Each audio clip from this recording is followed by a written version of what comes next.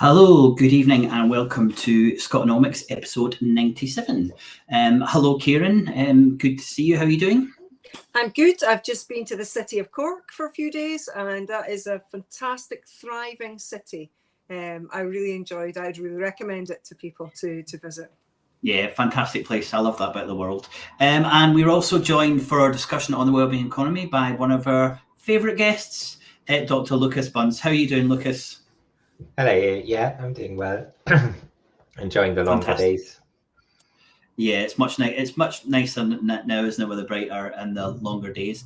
Well, that introduces us beautifully to the idea of a wellbeing economy, Lucas, which isn't just all about you earning and spending your money, but actually enjoying what nature and what life has given you. So just a little short introduction for our audience. We often cover the wellbeing economy, but we thought it was a really good idea to have a little bit of an update, look at the what the We All Alliance has been doing, what's happening in Scotland, maybe a wider perspective of the wellbeing economy as well. Please do put your questions into the chat, and we'll try and get to them as quick as we can. We're going to do a very brief introduction, introduce people to the wellbeing economy, the work of the We All Alliance, and then we'll get into some harder questions for you, Lucas, once we give you that easy introduction. So thanks for joining us. Do you want to give us a little bit of background about yourself and who the We All Alliance are? Yeah, very happy to do that. So my background is more in kind of research and academia. So I studied sustainable development and ecological economics in uni, and then did a kind of PhD in wellbeing economy. And in that time, I got to know We All a bit, or the Wellbeing Economy Alliance. For short, we tend to call it We All. And after I finished my research, I was basically like, I wanted to do a bit more work on kind of the policy coalface, so to speak, in terms of implementing some of the ideas. And that's where, that job at We All in Scotland came up, and which I've been really enjoyed for the last couple of years. So We All really is, in a nutshell, it's a collaboration of organizations and individuals who want to work together to redesign our economy into a wellbeing economy, which prioritizes people and planet. And it's really kind of brought together by people with a shared understanding that a lot of the problems we're facing, whether it's poverty or climate change or biodiversity loss or other things, in many cases are actually linked through the way we have set up our economy. So the way we've designed our economy is really at the root cause of these problems. And if we redesign our economy, we can address some of them. And it's a global alliance. It's open for anyone to join who kind of shares the same values and the same ideas. And there are different kind of regional hubs as well. So Scotland is one of the more developed hubs, and that's the organization I work for, which is We All Scotland. And that's partially because some of the founders of We used to live in Scotland, like Catherine Trebek is maybe one of the more famous people, although unfortunately she moved back to Australia, so we haven't got her around anymore.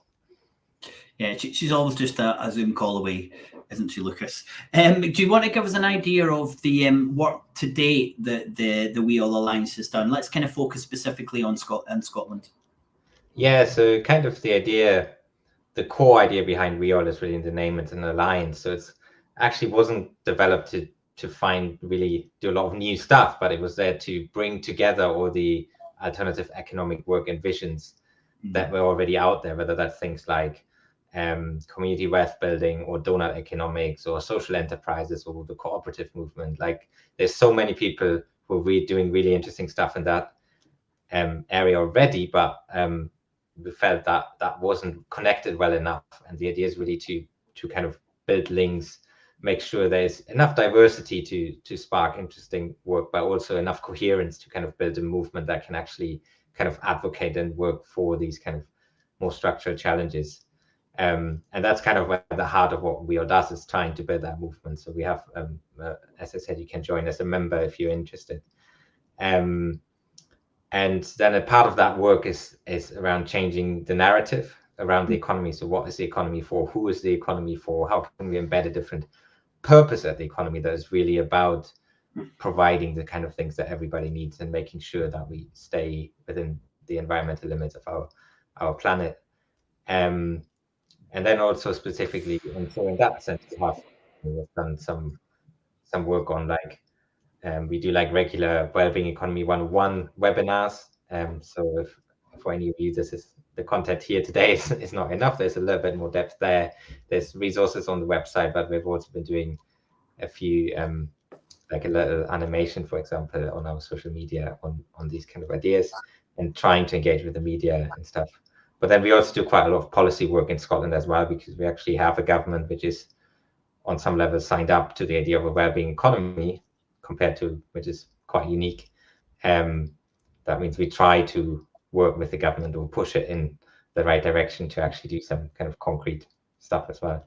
Fantastic, and we'd definitely like to hear about that in detail. I mean, I think one of the most useful things you've done today is to really draw all the people who are supportive of the idea of a well-being economy together, but not everyone agrees what a well-being economy is and how we get there and how quickly we move to that. And your definition, a well-being economy, is an economy designed to serve people and the planet, not the other way around, I think has been really useful, because I don't know anyone who's in the well-being space who would disagree with that as an overall concept. Is that the feedback you get, or do you still get people who are saying we're not too sure if that's the overall description that we would give a well-being economy? And again, the description as a well-being economy is an economy designed to serve people and planet, not the other way around.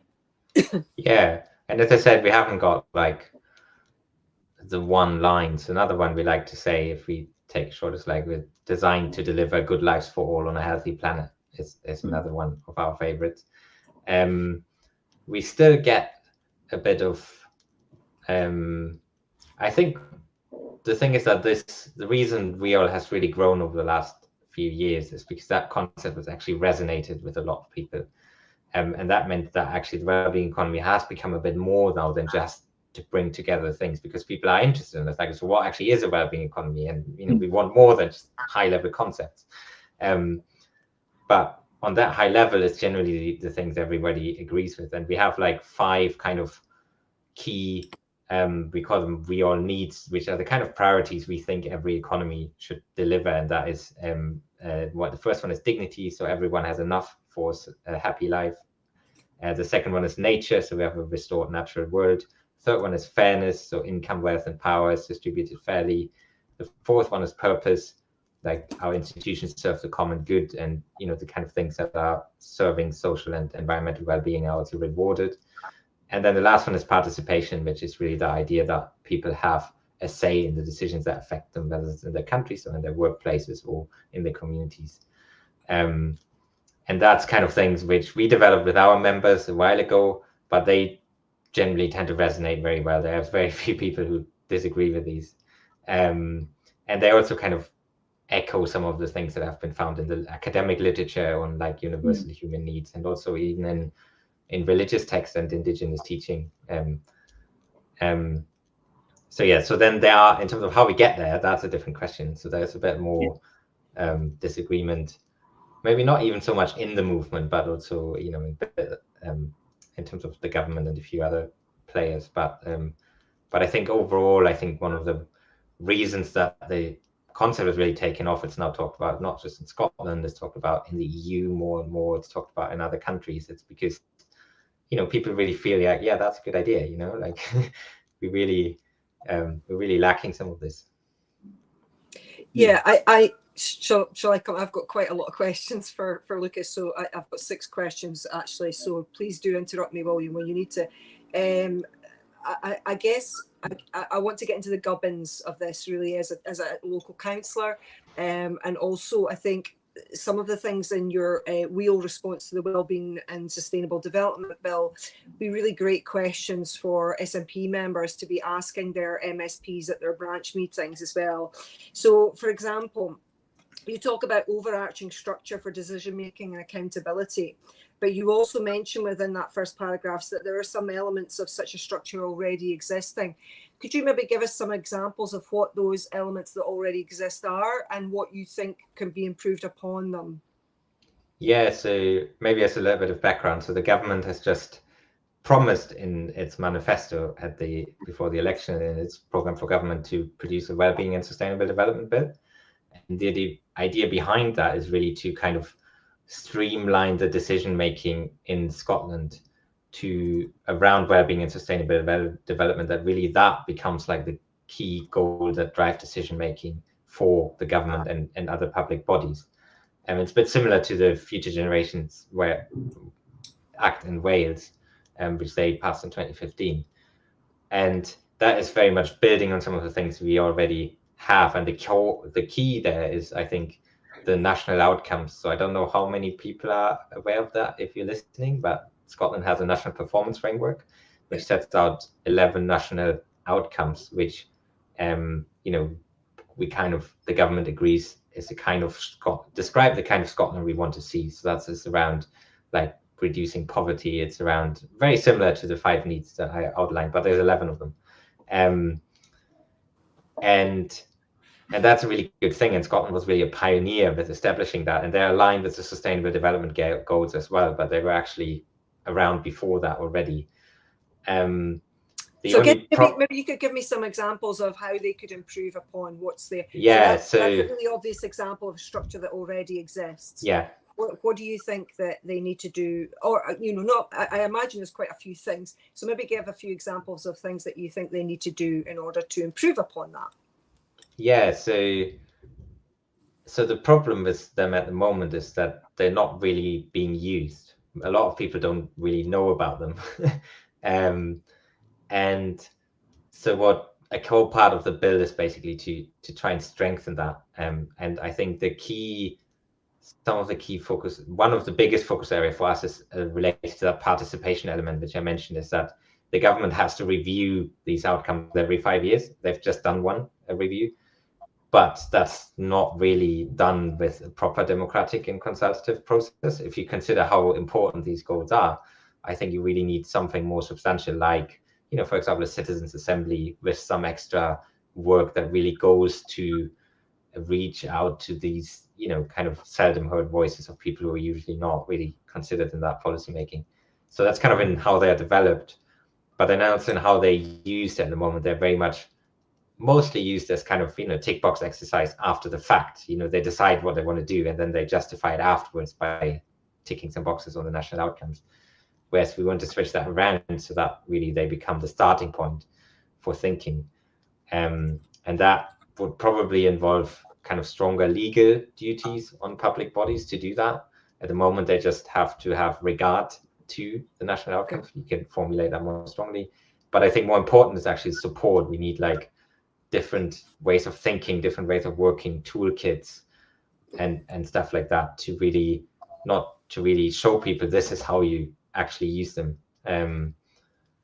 And hopefully that would be part of what comes forward in the bill as well around, for example, another key part could be a Future Generations Commissioner, similar to what they have in Wales, who could then do this kind of supporting work, but also do a bit of accountability and scrutiny whether, the government actually is doing well in achieving these outcomes that they've set themselves. So that was question 3 for me. I wanted to know about this Future Generations Commissioner and who would have this helicopter view. What's your vision there? Is this an office? Are we talking about one person? It would be a top researcher into this? They would be going around the country and speaking to councils, for example, who are expected to bring in this into their work practices as well. So for us, when our officers present reports to us, they have lots of caveats at the end about how they've gone about, the methodology of the reports and how they've tried to include things like, sustainable development. So your Future Generations Commissioner, how do you envisage that as a role? And is it an office? Is it going to require, a lot of investment? That's my big question, really. Yeah, so I think we envisage that very similar actually to what you described. So it is an office, but probably have a kind of head person as Future Generations Commissioner, because we think that a lot of the value in the commissioner is actually in that public role and having that public face to really be a champion for future generations, but actually be much wider in terms of, as we said, like help people implement a different way of working that works towards sustainability.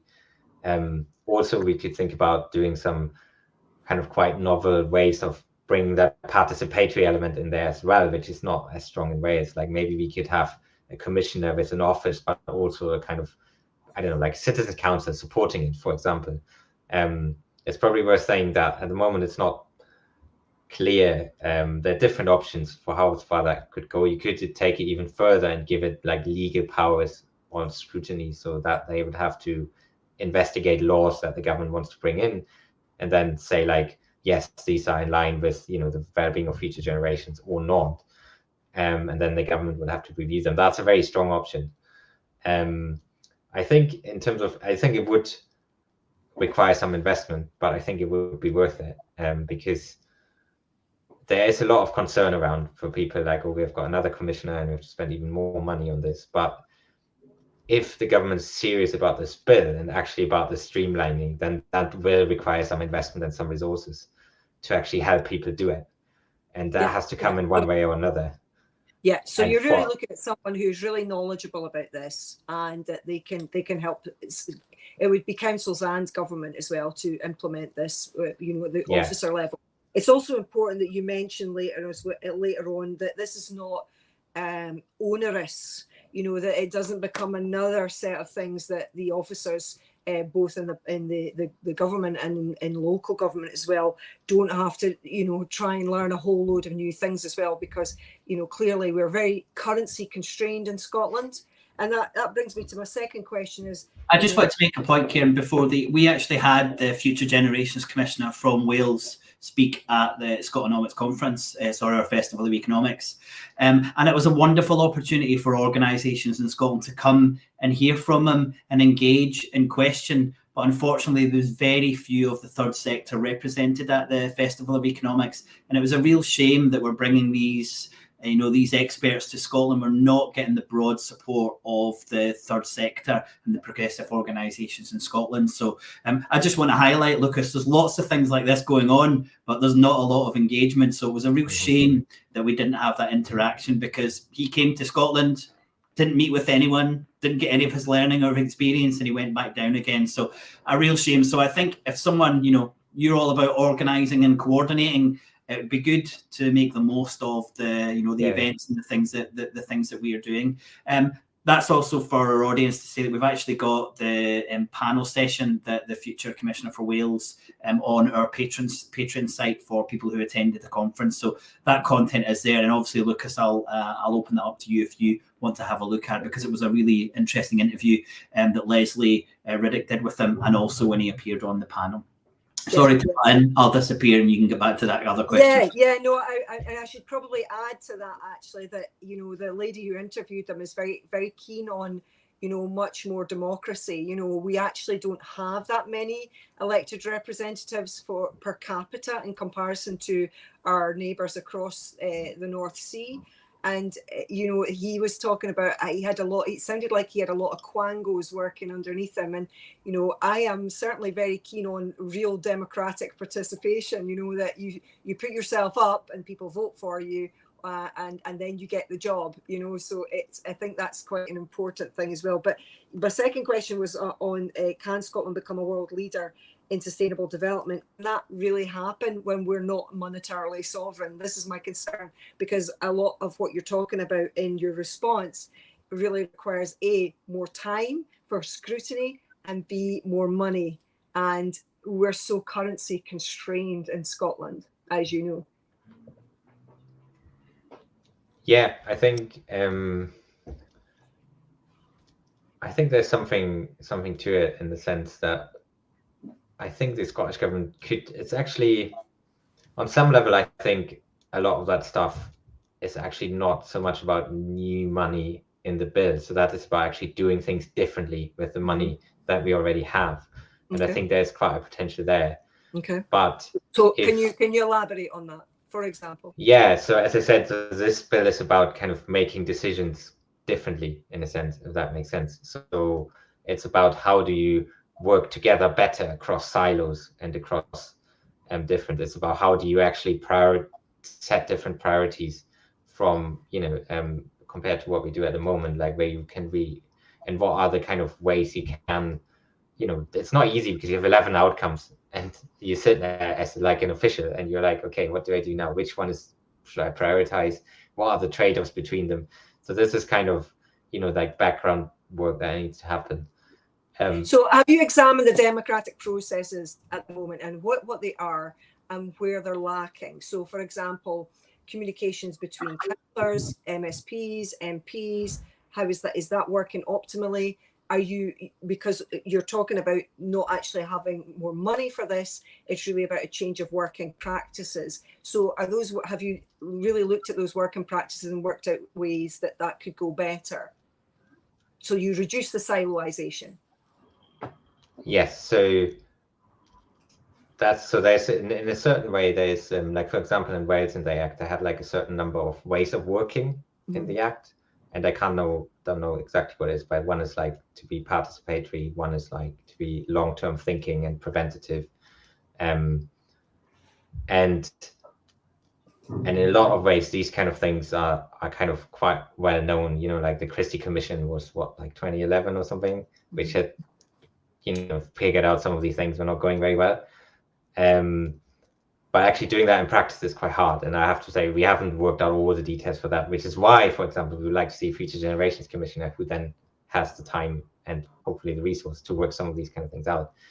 But coming back to your question before, I think this is what the bill is about. And it's about doing better decisions in whatever kind of framework you have, and to use the investment and the money that you have. But I do think to actually get to some true well-being economy and some true sustainability in terms of what we have to do on climate change, is what we have to do on poverty and other issues, that probably requires investment, which the Scottish government hasn't got the money to do at the moment. So, but that's a slightly different question for me from, the bill is what you do with whatever you have, and that's a question of what are the kind of things that you do have access to.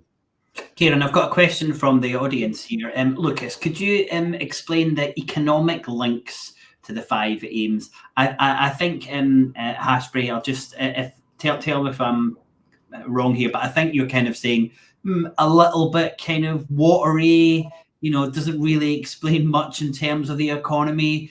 Do you want to just kind of explain how that kind of manifests itself within the economy? And Hashbury, tell me if I got that completely wrong, but I hope that's where you were coming from. Yeah, no, that's a really good question. And I think there's kind of 2 parts to that. So the first part is that actually, I think part of the reason that we talk about the well-being economy is in that way, because we actually want to widen the idea of what is the economy. Like at the moment, when we talk about the economy, we often mean private sector businesses. But in reality, there's a lot more in terms of the, if we look at how we organize ourselves to meet the needs that we have, a lot of that comes from, unpaid care work mostly done by women. It comes from things like, government-run hospitals. And I think it's really important that we see the economy in that wider view, if we want to make sure that, we can set it up in a way that does all these things. But so that's the kind of first aspect of it, why we have it quite wide. But I think in the other hand, all of these have specific links to the more traditional way where we talk about the economy, which is like businesses and money and investment and trade. And that is like dignity, for example, is very strongly linked to ideas like, wages, whether people are paid enough to have a good life, but also about prices, like, why is housing so unaffordable at the moment? How can we redesign that? And the same one, fairness, is a very direct one, where it's like, it's very clearly about income and wealth and whether that is fairly distributed. Purpose is about, actually in Scotland, we start talking quite a bit more about business purpose at the moment. It's really the idea you shift from that idea that the only purpose of business is to make money for their shareholders in a short-term basis, to one where businesses are like focused on serving multiple stakeholders and, being environmentally sustainable. And a lot of businesses are doing that already, but there's also some who are not. So they're all kind of, in some ways or another, linked to quite important ways how we organize the economy. And that's the strength in them, isn't there, that you can kind of connect them to all those areas. I just wanted to comment that when I see your stuff, it's quite good not only to look at what's there, but what's not there. And I kind of like, a well-being economy is designed to serve people and planet, not the other way around. There's a P that a lot of people would think missing, which is profit. So it's good that that's not there in your definition. And I think when you're looking at those kind of 5 factors as well, you're not talking about a really kind of a real buzzword, which is efficiency. It's looking at the economy and not saying that the priority is efficiency. So I think it's really good to look at what's not there, as well as some of the really good stuff that you've got on there. We've just Karen, there you are. Okay, back to you, Karen. One other question from our audience, a quick one. Lucas, do you know if the STUC have said anything about the wellbeing economy, if they're supportive or if they've done anything on that? I don't think they've done a lot. We have some links with them, so I talk to them sometimes. They have, I think, they have a few comments. Like we did a big open letter last year where we kind of set out a bit with the new government set up, like this is what we want to see from a wellbeing economy. And the STUC signed that. So they have been supported on that front. I think they're a little bit cautious, probably rightly so, in that they're like, well, we don't want to support a concept that is just used in the end by the government to just do business as usual. Like we want to see actual change. I've just found this actually from Rose Fair. Yeah, exactly. So, and we are totally behind them on that. I think we are really conscious that we have to make sure that the promises of a wellbeing economy are linked to concrete actions to actually achieve them, which is not necessarily the case at the moment, I would say. So that's going to take me to another point that's about the statutory definition of sustainable development. And, I liked your proposed definition, but with regards to primary prevention, so for example, the Scottish Government are very much on board with the idea of active travel, which is very interesting for me as a commuter cyclist.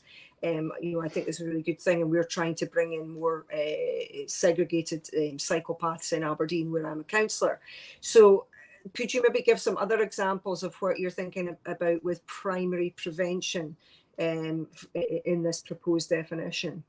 Yeah, so primary prevention is generally one of the key ideas of a wellbeing economy. It's the idea that we try to address the root causes of problems rather than just put sticking plasters on the end.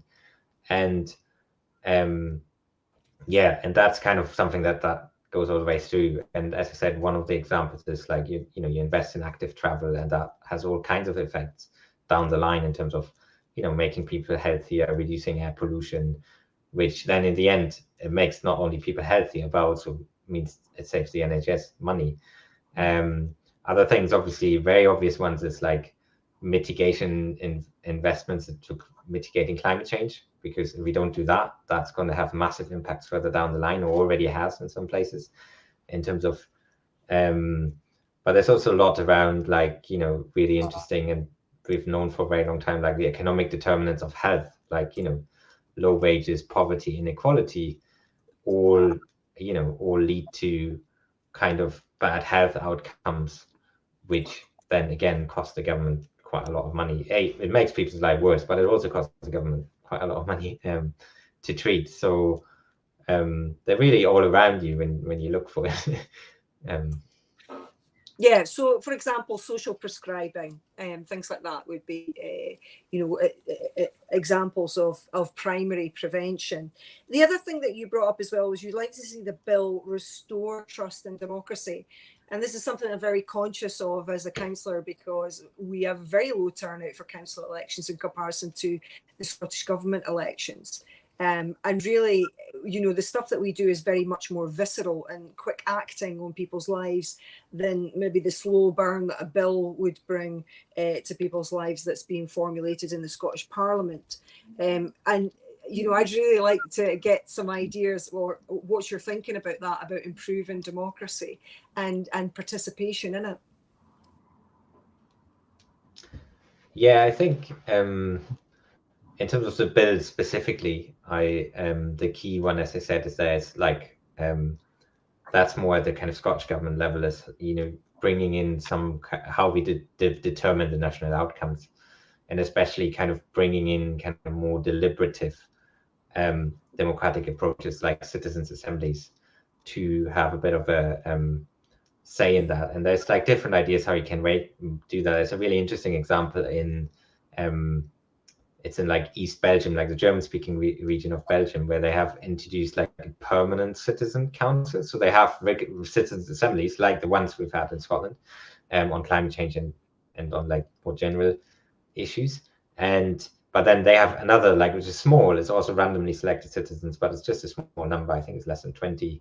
And their job is basically to organize the big citizens assemblies and decide what topics they run on, but also to hold the normal parliament to account to actually do the things that the citizens assemblies have decided, which is something we've been really bad at in Scotland. If you look at the response from the climate change assembly to the response the Scottish government did to their recommendation, they were really not happy, because the Scottish government has basically said, well, we're not really going to do many of the things you told us to do, because we don't, can't be bothered.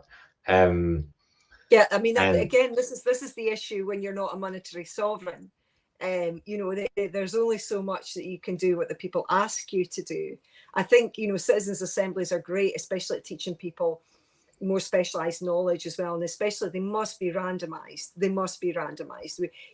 I have activists around me, they're organizing citizens' assemblies. They're not citizens, they're the people that turn up to every meeting, who are, so really having them randomized is so important. But for example, I was at a meeting where a Sustrans, it was a Sustrans meeting. There was a lady there who she just discovered cycling, and she sort of just shared her joy with us. And later on in the meeting, she said, I'd like the councillors to step into my shoes. And I said, well, actually, I've been in those shoes for about 40 years. But you don't know that, do you?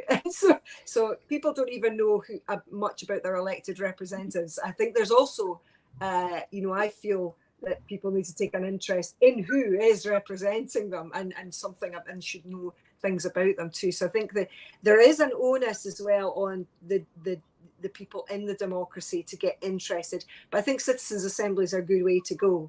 But they are expensive.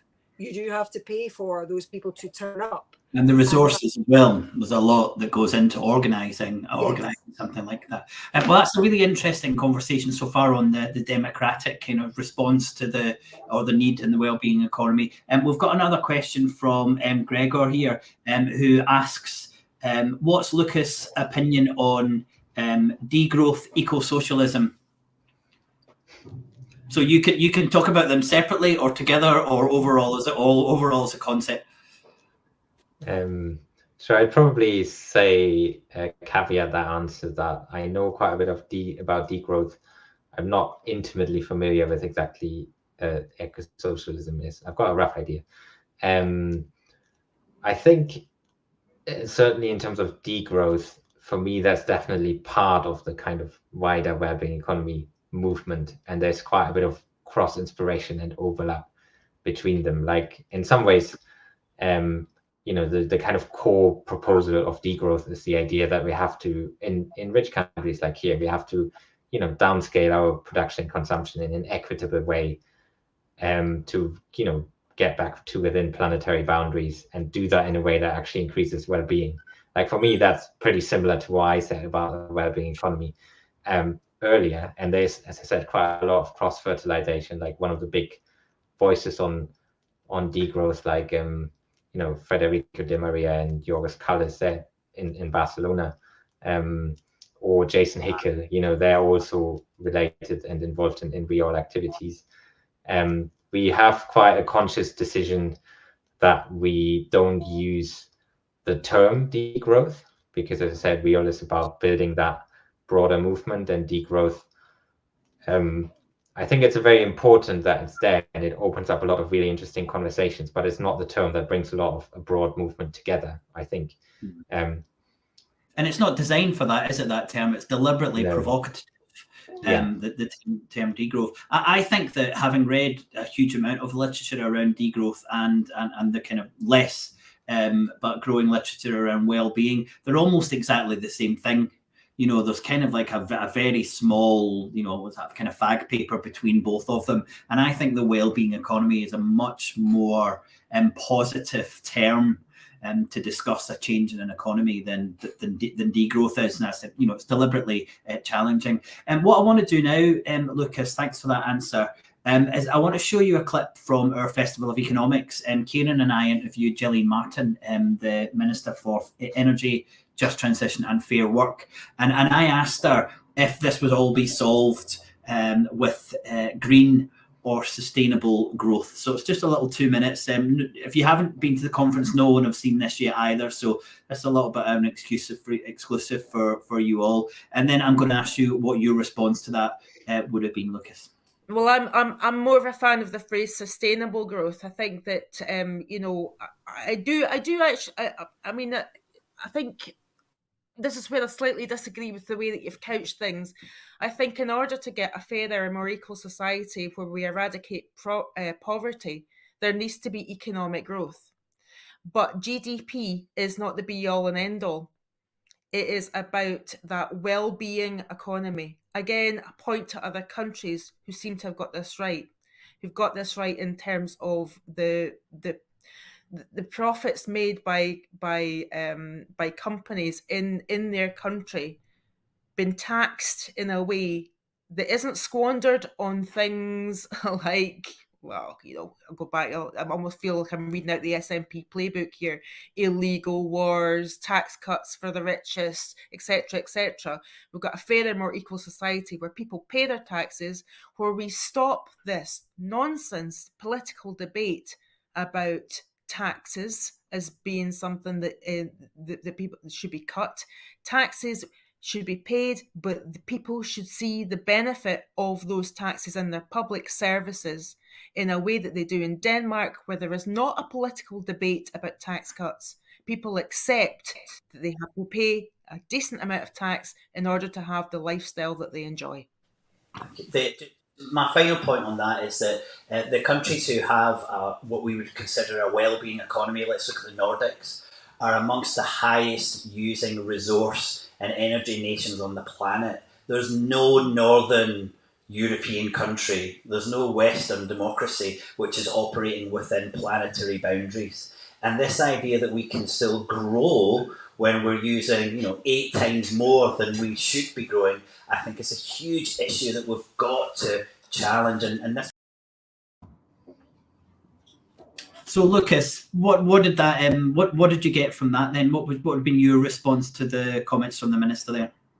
Yeah, I mean, I'm very glad for your question there in the end, because that would have been my first point to that as well, is that I don't think it's like we haven't got a country that's already really done this, like that has managed to, reduce their environmental and carbon footprints to levels that are sustainable while also have, the kind of low levels of poverty and high quality of life that we want to see. And I think that's really the big issue I have with that idea of sustainable growth or green growth or inclusive growth, or, we've seen so many of them already.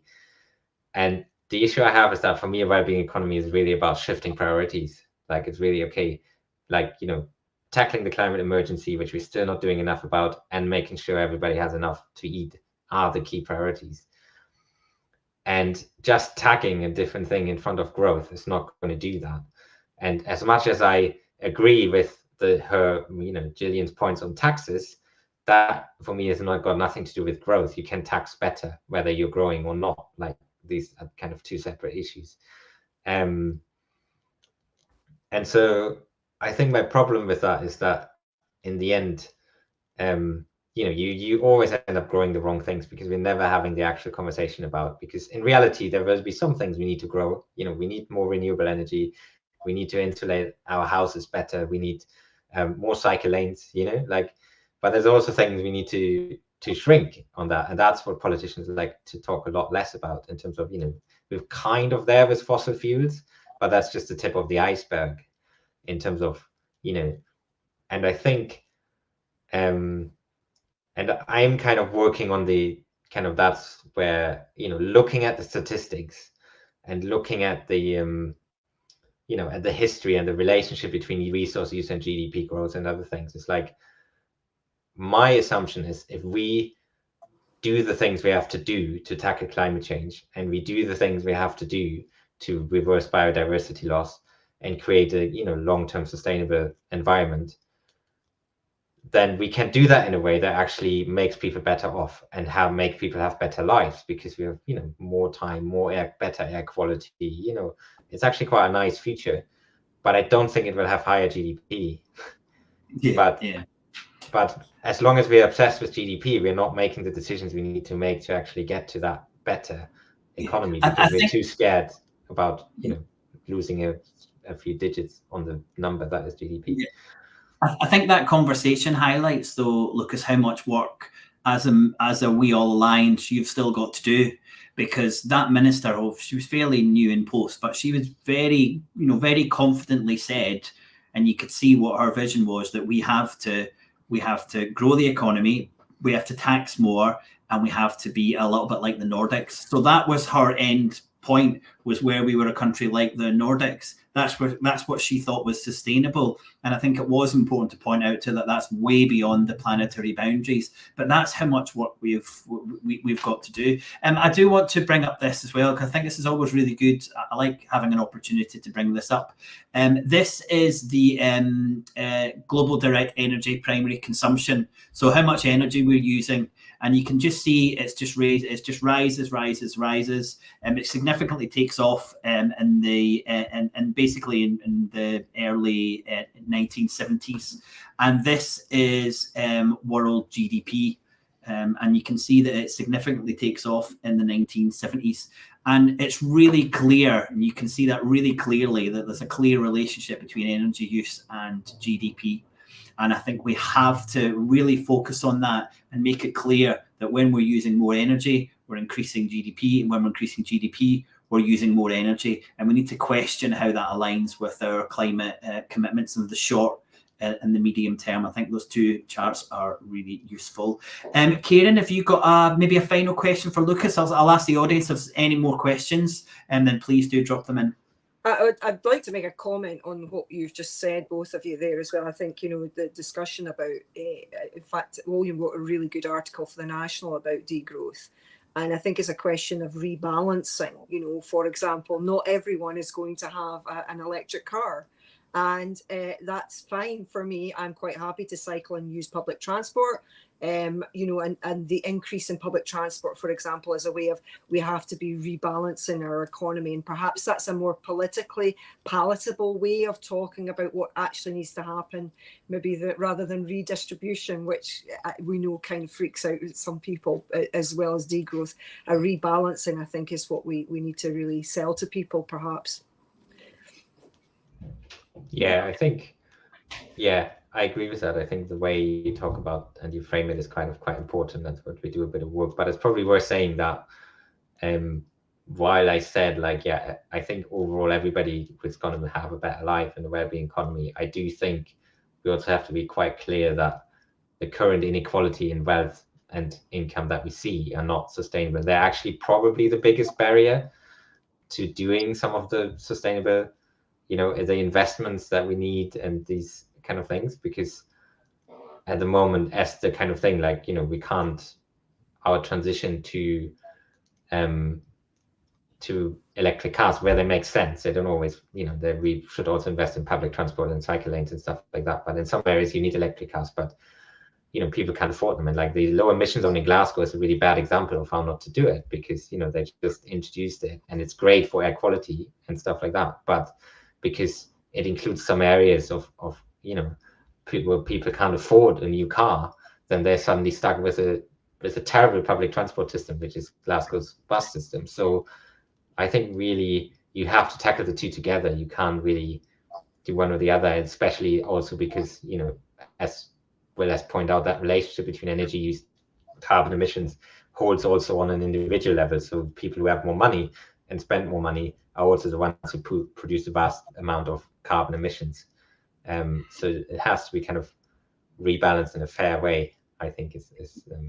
This gets to the heart of the issue, and I'm going to pick up on something that Kieran's mentioned a couple of times, and this is Scotland's inability to deficit spend, to create money, to point it towards a part of the economy without taking it away from somewhere else. And I think the Scottish Government has set itself up, as it has in other economic transformations, but saying this is what we can do. So it's taken the responsibility, but it doesn't have any of the authority. Now, for a wellbeing economy to work, take Glasgow's low emission zone, for example. You introduce that 3 years after you've nationalised the buses, you've spent £1 billion on active transport in the city, and then you introduce that type of zone, and maybe even you give everyone who's got an old car £250 so they're able to invest in a new car or spend that in active transport. But none of that happens because Scotland doesn't have the ability to create the currency, to spend it, to invest, and that just handicaps all of the areas that we're hoping to see. So I think almost in a sense that trying the wellbeing economy and failing, you could argue, is worse than actually not trying a wellbeing economy at all. Now, I don't suggest we shouldn't do that, but can you see those significant concerns that people have? Because once it's failed, it becomes much harder for people to get on board to support these type of progressive ideas that we want.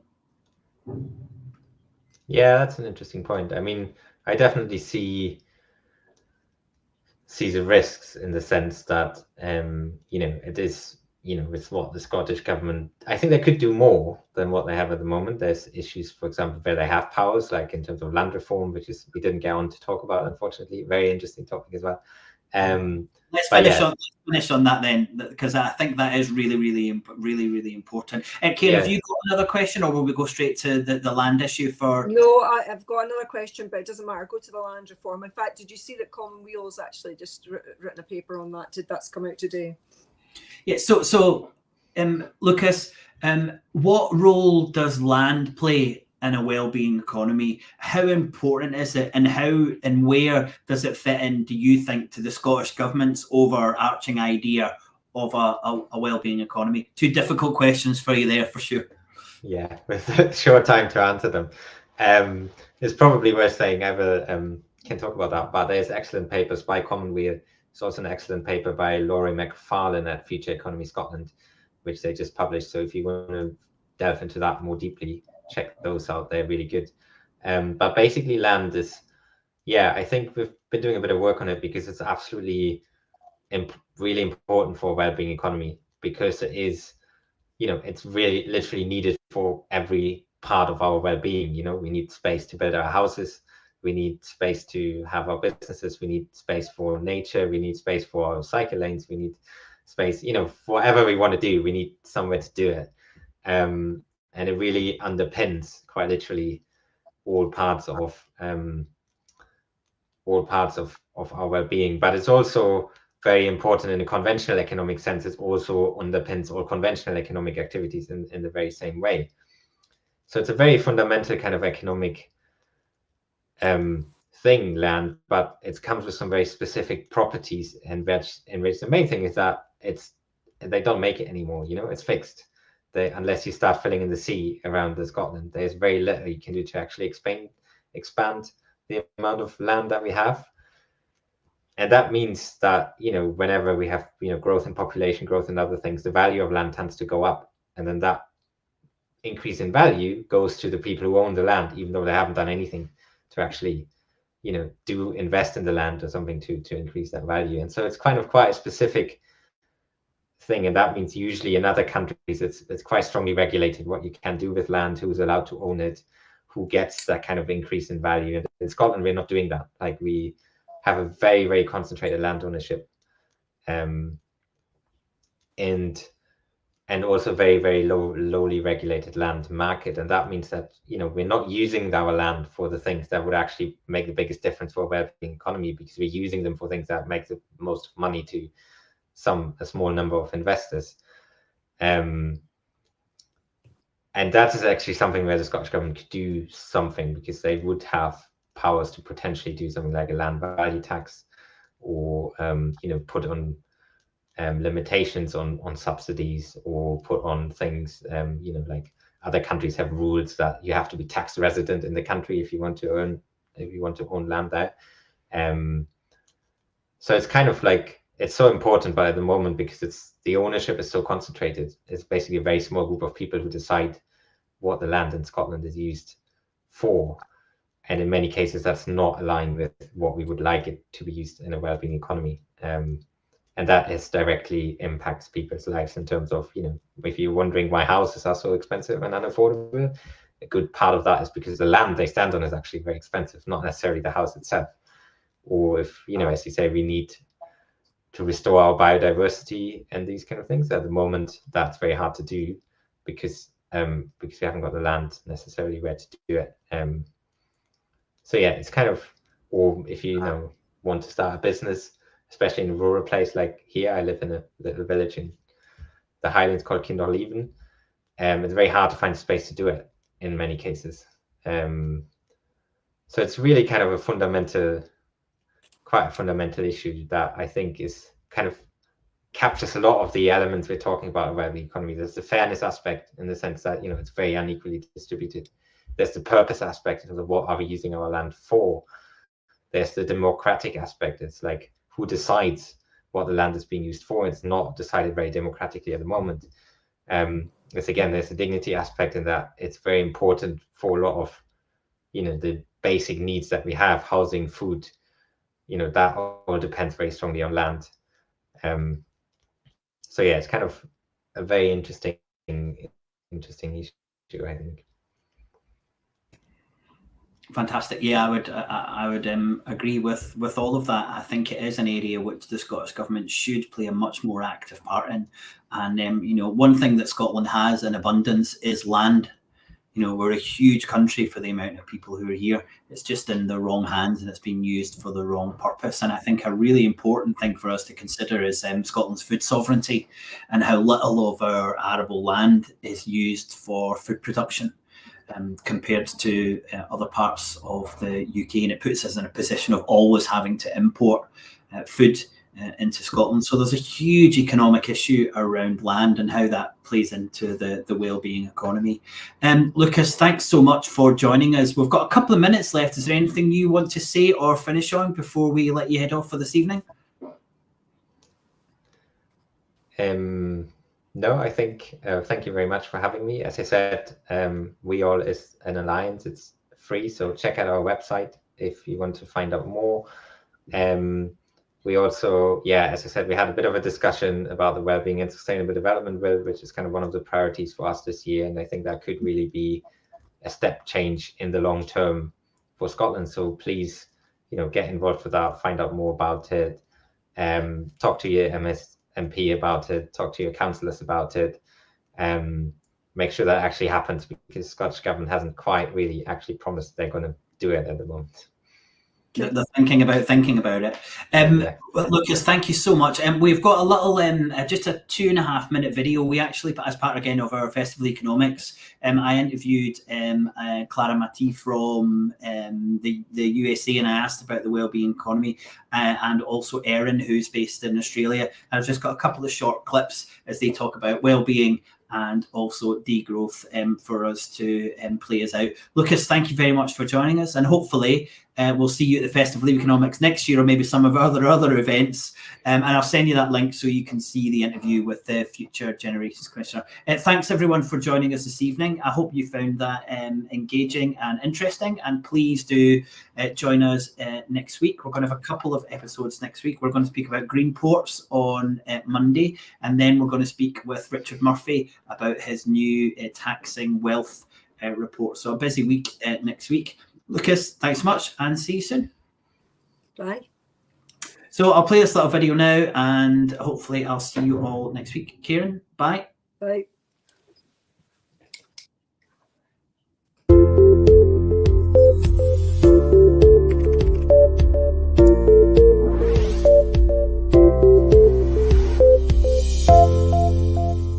I think the concept of a wellbeing economy is inherently anti-capitalist. Would you agree? I would agree. Yes. And that's why we have to denounce when it's instrumentalized by the few who still benefit from our system to give us the illusion that actually humane capitalism and environmentally friendly capitalism is a viable solution for future generations. This is a lie. It needs to be exposed. And we need to say capitalism is in contradiction with the well-being of the majority, and the majority should count, not the 0.1% who of course benefits from the system, and we'll try to do whatever it takes to maintain it alive, including lying about how well-being is possible under capitalism. I think that we're at the stage where, so there's this quote that I really like, and I'll probably butcher it as I try and say it, but I think people get that something's wrong, like broadly at a societal level, and that when they get that other people also get that something's wrong, then we'll start to see traction, like this idea. So we sort of know things aren't quite right, but everyone's still pretending that it's normal to just go about everyday business and just do what we're doing. You know, last year, we'll keep doing it this year. Nothing dramatic is going to change. The government still has targets that are too low. They're not in line with the science. They're still making decisions like opening coal mines and gas fields and things like this that don't align with what their targets are, but there's not enough people pushing back against it. So I feel like the next step is to just really click that societal tipping point, I guess, and to really ram home with this government that they're not going to stay in power unless they start to do what's needed to avoid a mass extinction event.